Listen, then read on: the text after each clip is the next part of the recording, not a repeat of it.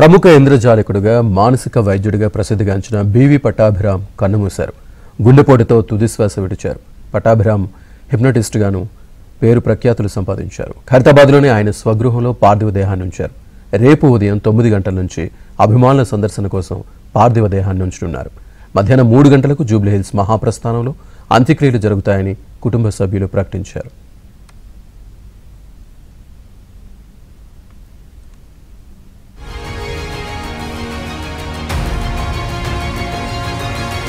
గాను పేరు ప్రఖ్యాతులు సంపాదించారు. ఖైరతాబాద్లోని ఆయన స్వగృహంలో పార్థివ దేహాన్ని ఉంచారు.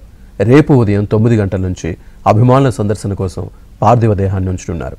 మధ్యాహ్నం 3 గంటలకు జూబ్లీహిల్స్ మహాప్రస్థానంలో అంత్యక్రియలు జరుగుతాయని కుటుంబ సభ్యులు ప్రకటించారు.